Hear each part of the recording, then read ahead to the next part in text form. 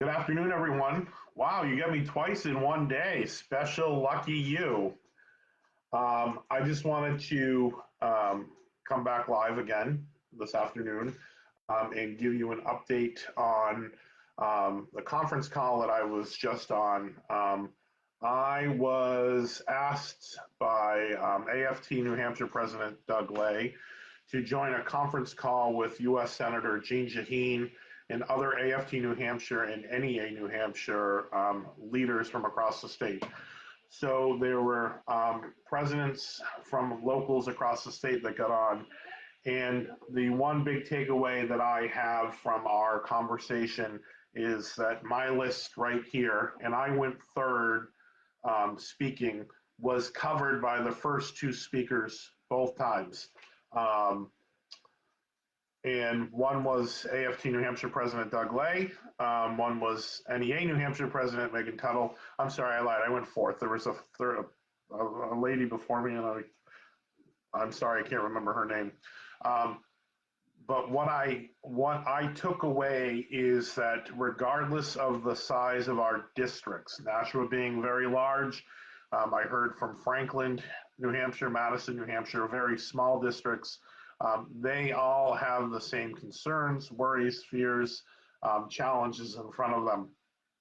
One of the challenges that I found fascinating is that up in northern New Hampshire, there are towns with schools that have zero access to internet.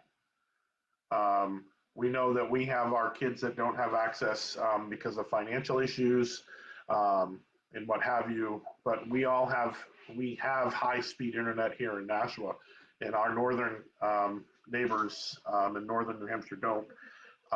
So if I could take anything away, the silver lining of this is that our voices said all the same things from around the state to Senator Shaheen. And if our voices are united together saying the same things to our local, state, and federal leaders, I feel that we have a better chance of them hearing and listening what we have to say. Some of the things we talked about, obviously, was safety. If we're reopening schools, what does that look like? PPEs, who's providing that? How are we keeping PPEs on kids that are 6? Like, I was a first grade teacher. Social distancing with 6-year-olds is not the same as it is with high school. In first grade, it's like herding cats. And my preschool and kindergarten and first and second grade colleagues will agree. That's a challenge. And then, what about our special ed population? Those who can't wear them because of their breathing issues or compromised immune systems. Are they even going to be able to come to school? Is it safe for them to come to school? What about our immune compromised teachers and staff, or they're caring for, there are so many levels. And then one of the other aspects to think about is we have students with hearing loss, hearing impairment that rely on sign language and reading lips. Are we going to get masks that are clear so they can see? I heard that we were, which is great. So these are a lot of things that we talked about. We talked internet and phones. Should teachers and staff be using their own devices and internet to be doing this? I say no with devices. If you didn't have internet and you're buying internet now to do your job, should you be paying for that? Or there's so many things that we talked about, like who's responsible for this? We talked about devices, burnout and mental health for our teachers, our families, our staff, and our kids. We can't ignore that. What are we going to have in place to support people when we come back? What are we going to have in place to support people if we stay out? Or if we come back and then we have to go back out? I'm serious when I say that leaving again could be a huge trigger for people. And I mean in a PTSD kind of way. I don't want to over dramatize or over exaggerate that, but I have real concerns for that, as well as our special educators and our teachers. The burnout for our teaching staff and our staff in general. If we're burnt out because of this, we don't have subs on a good day. How are we going to sub for remote access. Like, how are we going to care for our people? We talked about engagement, you know, as that's dwindled, you know, we could have teachers doing cartwheels and headstands, and I think the engagement is being affected negatively, and that's not a reflection on our staff, because I know, watching firsthand, how hard you all are working every day to access, help your kids access the curriculum and meet them where they are. It's a hard job for us when we have the kids in front of us, and now it's become an even more daunting task that we are outside of the classroom. So all of those things we talked about, and then of course, you know, some of these hybrid models, have our kids in school, half of them out. Like, how does that work? Like, that's, we need 500 more people to do that. So these are just things we talked about.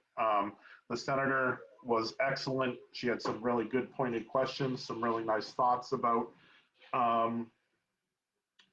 what we're going to do, and talked a little bit about the CARES Act, you know, and she really highlighted her thanks to the education field for what they've done during this task.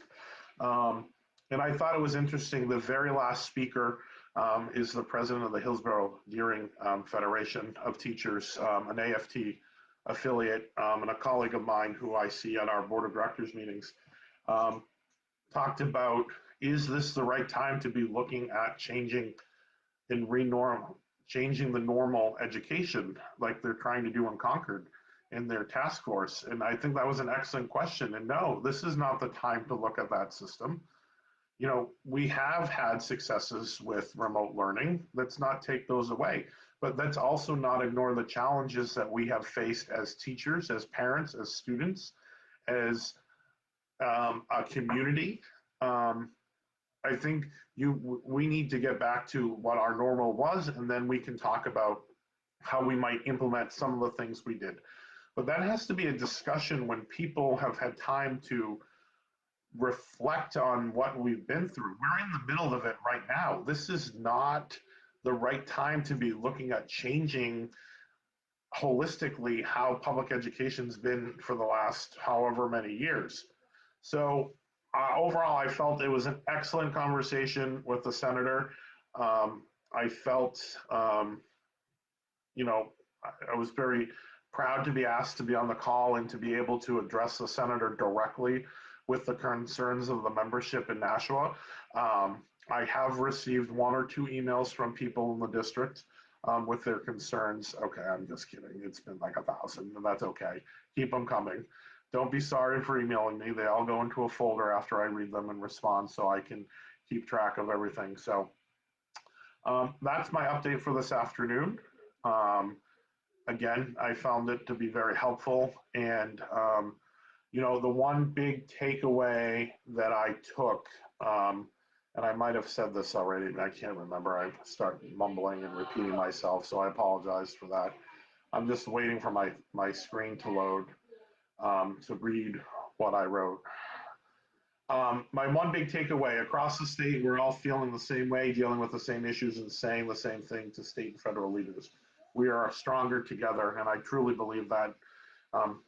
You know, as president of a union, I believe in unity and such, but to hear that from our local leaders across the state, from a variety of places, from the second largest district, us, to one of the smaller districts in the state, we're all saying the same thing, and that makes me feel a smidge bit better that we're moving in the right direction together. All right, that's my update for this afternoon. I wish you a good afternoon and a good evening, and I will talk to you soon. Take care, everyone.